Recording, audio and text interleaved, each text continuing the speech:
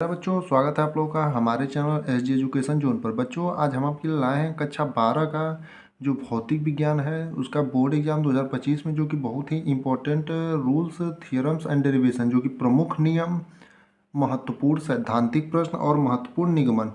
इसमें हम 20 से 22 प्रश्न आपके लिए लाए हैं। वो वही प्रश्न हैं जो हर साल प्रीवियस ईयर में रिपीटेड होते रहते हैं, यानी कि ये जो क्वेश्चन हमने 20 से 22 लिखे हैं वो लगभग हर साल पेपर में रिपीटेड होते रहते हैं। इसलिए हम आपसे ये कहना चाहेंगे कि आप लोग इन 20 प्रश्नों को अपने कॉपी में कहीं नोट डाउन करिएगा और इन्हें आज ही से तैयार करना शुरू कर दीजिएगा।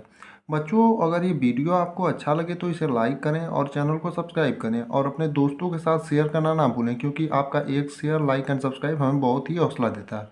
आइए देखते हैं इनमें कौन कौन से क्वेश्चन हैं जो हर साल पेपर में रिपीटेड होते रहते हैं। इसमें पहले हम आपको बताएंगे कुछ प्रमुख नियम जो कि हर साल पेपर में रिपीटेड होने के चांसेस सबसे ज़्यादा रहते हैं और बार बार रिपीटेड होते भी रहते हैं। इसमें जो हमारा पहला नियम है वो है कूलाम का नियम। यानी कूलाम का नियम से आप लोग तो अगर कक्षा 12वीं में गए हैं तो पहले पार्ट में, पहले ही टॉपिक में कूलाम का नियम आपको मिल जाएगा। यानी कि ये जो क्वेश्चन है वो बहुत ही ज़्यादा इंपॉर्टेंट क्वेश्चन। ये क्वेश्चन कभी 2 नंबर में, कभी 5 नंबर में पूछ लेता है, कभी कभी बहुविकल्पी में भी पूछ लेगा इससे कोई ना कोई। इस टॉपिक से मतलब ये जो आपका कूलाम का नियम है, अगर सिर्फ नियम लिखने को दे तो 2 नंबर में पूछ लेगा, और कूलाम के नियम का निगमन दे दे तो ये 5 नंबर में आपका मिल जाएगा। यानी कि ये जो क्वेश्चन है ये बहुत ही लगातार पेपरों में रिपीटेड होता रहता है। यूपी बोर्ड एग्जाम हुआ, इसमें तो आपका जो है ये बार बार रिपीटेड होता रहता है। दूसरा जो है हमारा गॉस प्रमेय। गॉस प्रमेय भी एक बहुत ही इंपॉर्टेंट और रिपीटेड क्वेश्चन है। आपको पता होगा, अगर आपने अभी तक प्रीवियस ईयर क्वेश्चन नहीं देखा हो तो जा करके जरूर देखें। आपका गॉस का जो प्रमेय है वो बार बार प्रीवियस ईयर क्वेश्चनों में पूछा जाता है। ये भी 2 प्रकार से पूछा जाता है। अगर सिर्फ गॉस प्रमेय का आपको लिखने को दे दे और अगर सूत्र का निगमन दे दे तो 5 नंबर में, और सिर्फ यदि इसकी प्रमेय लिखने को दे दे तो सिर्फ 2 नंबर में पूछेगा। इसी प्रकार ये पूछा जाता है। यानी कि ये दोनों ऊपर के जो क्वेश्चन है ये बहुत ही ज़्यादा इंपॉर्टेंट है। इन क्वेश्चनों को आप लोग ध्यान से गौर करिएगा। ये तीसरा जो हमारा क्वेश्चन है वो है ओम का नियम। यानी ओम का नियम तो आपका कक्षा 10वीं के लिए भी बहुत इंपॉर्टेंट है, लेकिन यहाँ पर हम आपको कक्षा 12वीं का बता रहे हैं। आपने कक्षा 10वीं में भी पढ़ा होगा ओम का नियम, लेकिन वहाँ पर आपने सिर्फ ओम का नियम पढ़ा था और सूत्र पढ़ा था। लेकिन यहाँ पर आपको करना क्या रहेगा, अगर ओम का नियम पूछेगा तो सिर्फ 2 नंबर में पूछेगा, नहीं तो आपसे 5 नंबर में पूछ सकता है। ओम का नियम और इसके सूत्र का निगमन कीजिए, किस प्रकार वो सूत्र जो आप याद कर लेते थे डायरेक्ट कक्षा 10वीं में, वो किस प्रकार निकला है उसको आपका निकालना रहेगा। चौथा जो आपका है वो है किरचॉफ का नियम। यानी किरचॉफ का नियम भी एक बहुत ही इम्पोर्टेंट प्रश्न है जो कि हर साल बोर्ड एग्जाम में, आपका यूपी बोर्ड एग्जाम में हर साल पूछा जाता है। पांचवा जो आपका क्वेश्चन है वो है एम्पियर का परिपथी नियम। यानी कि एम्पियर का परिपथी नियम भी one of the most important question है आपका, जो कि बोर्ड एग्जाम में, यूपी बोर्ड के एग्जाम में लगातार रिपीटेड रहा है। बच्चों, इसमें हमने जितने भी 20 से 22 क्वेश्चन लिखे हैं ये लगातार एग्जाम में रिपीटेड रहे हैं, ध्यान रखिएगा आप लोग।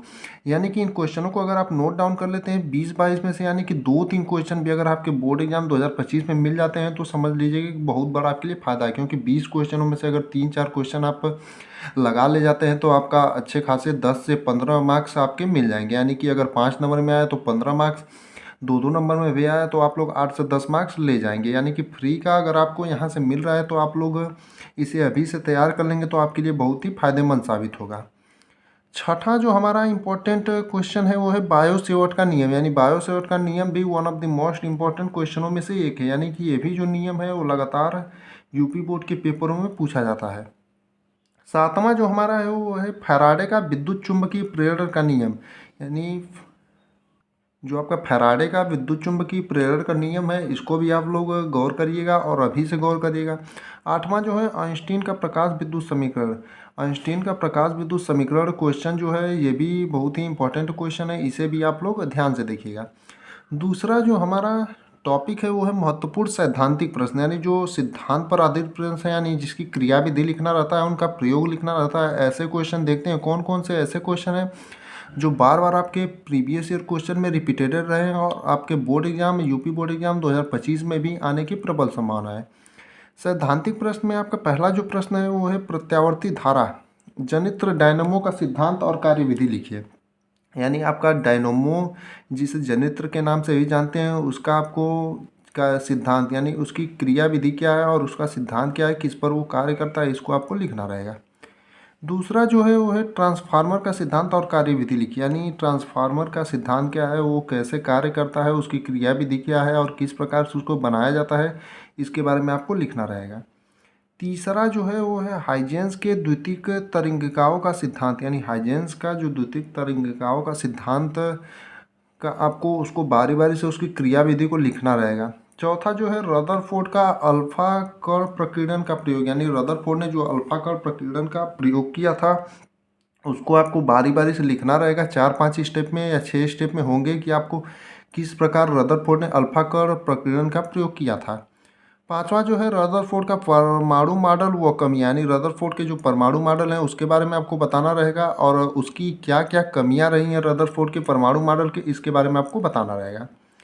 छठा जो है वो है बोहर का परमाणु मॉडल, यानी रदरफोर्ड के परमाणु मॉडल के बाद आप लोगों का आ जाएगा बोहर का परमाणु मॉडल, यानी बोहर के जो परमाणु मॉडल थे उसको आपको लिखना रहेगा। सातवां जो आपका है पीएन संधि डायोड तथा अग्र अभिनत, यहाँ से हमने आपको जब इम्पोर्टेंट टॉपिक भी बताया था तो यहाँ से पीएन संधि डायोड, पीएन डायोड का जो क्वेश्चन हमने बताया था आपको, वहाँ से आपके 7 से 8 नंबर के क्वेश्चन पूछे जाते हैं जो सिर्फ डायोड और एक और टॉपिक बताया था उससे पूछे जाते हैं। यहाँ आप देख सकते हैं पीएन संधि डायोड तथा अग्र अभिनत से संबंधित आपसे क्वेश्चन पूछे जा सकते हैं। आठवां जो है वो है पीएन संधि डायोड पश्च अभिनत, यानी यहाँ से 2 टॉपिक बनते हैं अग्र अभिनत और पश्च अभिनत, यहाँ से आपसे क्वेश्चन पूछे जा सकते हैं। नौवां जो है वो है पीएन संधि डायोड अर्ध तरंग डिस्टकारी, यानी पीएन संधि डायोड से तीसरा क्वेश्चन है जो कि बार बार एग्जामों में रिपीटेड रहा है। पहला आपका हो जाएगा पीएन संधि डायोड तथा अग्र अभिनत, दूसरा पीएन संधि डायोड पश्च अभिनत और तीसरा पीएन संधि डायोड अर्ध तरंग डिस्टकारी।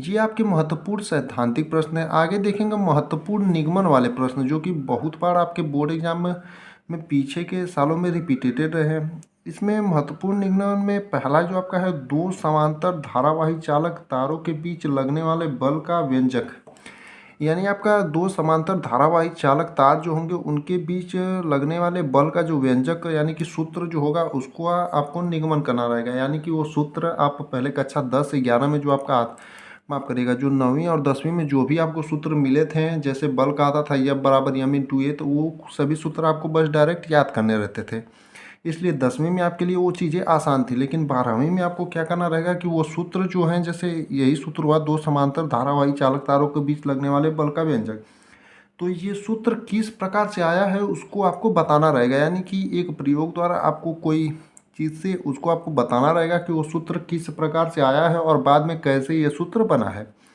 इसी प्रकार दूसरा देखेंगे एक समान विद्युत क्षेत्र में द्विध्रुव पर लगने वाले बल आघूर्ण का व्यंजक, यानी एक समान विद्युत क्षेत्र में द्विध्रुव पर लगने वाले बल आघूर्ण का व्यंजक। इसमें भी आपको जो द्विध्रुव पर लगने वाले बल आघूर्ण होता है टाउ, उसका सूत्र आपको निकालना रहेगा, यानी उसका निगमन करना रहेगा कि ये सूत्र आपको किस प्रकार प्राप्त हुआ है। तीसरा जो है विद्युत द्विध्रुव की अच्छी स्थिति में विद्युत क्षेत्र की तीव्रता का व्यंजक, यानी कि विद्युत द्विध्रुव की अच्छी स्थिति और निरक्षी स्थिति ये दोनों में पूछता है। यहाँ पर आपको हमने सिर्फ अच्छी स्थिति में बताया क्योंकि अच्छी स्थिति में आपका जो व्यंजक पूछा है ये बार बार रिपीटेटेड होता रहता है, इसलिए हमने सिर्फ अच्छी स्थिति को लिखा है। यहाँ पर कभी कभी निरक्षी स्थिति बाई इन द केस कभी कभी पूछ लेता है, लेकिन अच्छी स्थिति का जो केस है वो हमेशा पूछता है, इसमें आपको बताना रहेगा। दोस्तों इसमें हमने जो आपको इम्पोर्टेंट क्वेश्चन बताए हैं उसे आप लोग नोट डाउन कर लीजिएगा और आगे आपको किस सब्जेक्ट पर चाहिए क्वेश्चन उसे आप लोग कमेंट में ज़रूर बताइएगा कि अगले दिन हम किस सब्जेक्ट का इम्पोर्टेंट क्वेश्चन बनाएं और क्या क्या उसमें सुधार कर सकें। जैसे वीडियो हमने बताया है उसमें क्या क्या और सुधार करें, क्या आपको आंसर के साथ अब देना चाहिए सभी क्वेश्चन या फिर अभी सिर्फ इम्पोर्टेंट क्वेश्चन ही बताएं। दोस्तों इसमें जो भी आपको कमियां दिखे उसे आप लोग कमेंट में ज़रूर बताइएगा, उसको हम लोग सुधार कर सकें।